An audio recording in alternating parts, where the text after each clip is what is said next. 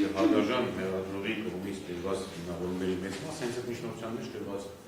Այսինքն այն, որ այո, դա կարող է լինել նաև հնարավոր իրացողի կամ կամ գաղտնիության պայմաններում նա չի իմանում, դա գրած է որոշման մեջ։ Հստակ գրած, ասում եմ, բացառություն կարող է լինել այս հանգամանքը, երբ օրինակ իրացողը դրա մասին չի իմացել, բայց շատ կարևոր հանգամանք կա։ Նպատակը արարքի պետք է որևէ եղանակով չլինի այնպես, որ հանկարծ իրացողը այդ հանգամանքին չտիրանի։ Եթե նպատակը դատախազի կողմից մեղադրանքում ներկայացված հետապնդում հարցերում որոշման ներկայացրած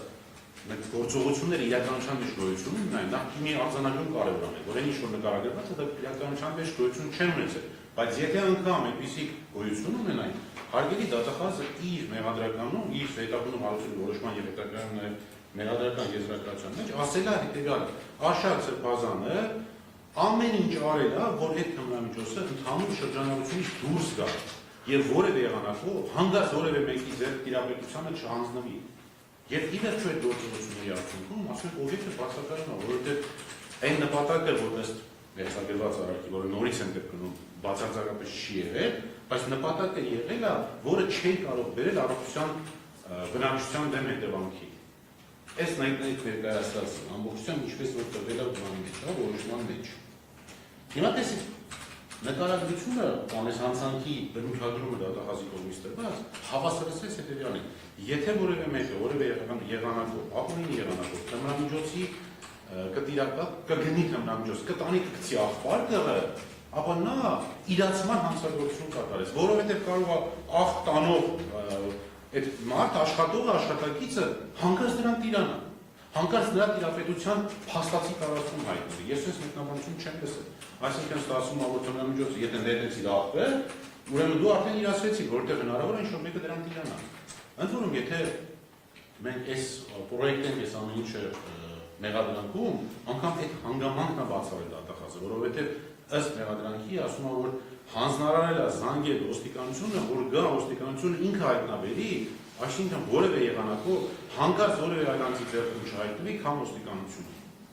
Այս ամբողջը եթե գոյություն ունենա ռոբոտի իրականության մեջ, այս ամեն ինչը եթե չներկայեց, անգամ ամբողջ նկարագրությունը եթե լիներ իրական, այստեղ հանցագործություն չկա։ Իսկ դատախազի կողմից բերված հիմնավորումների մեծ մասի միջնորդության մեջ կա որպես բացառություն եւ դրանք վերլուծելով վերջնական արդյունքում ասում են այն նկարագրությունը որ տրված է գործողությունների հանրության առողջության դեմ ուղղված չի։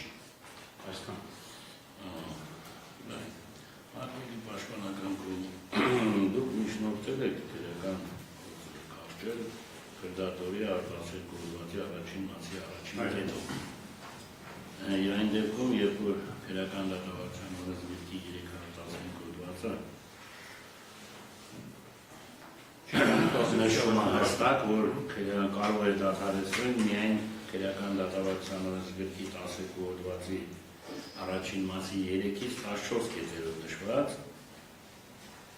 հանգամանքները հնարավոր է առանց ապացույցների հետազոտման կարճել։ Ուստի դատարանը ղեկավարվելով քրական դատավարության օրենսգիրքի 270 հոդվածով որոշում է ձեր միջնորդությունը մերժել։ Մերժել եւ ոչ թե հետաձգել։ Մերժել, չէ։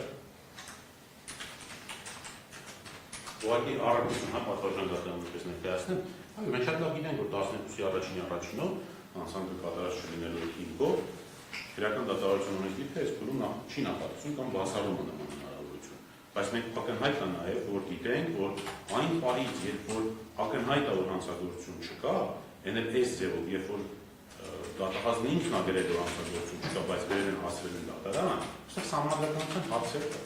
Հետևաբար եւ կարծում եմ ճիշտ կլիներ այս նախադեպը ստեղծել, որտեղ մանավանդ հիմա օրենսդրության փոփոխություններ են նախատեսվում, նաեւ 12-ի առաջին օրեր են պատրաստվում թույլատրել, այս իմաստով գտնում եմ, որ դատարանը կարող է դա հիմա անել։ Եկեք ապացույցների հետազոտումը կատարենք, հետո դատարանը իր որոշումը կայացնի։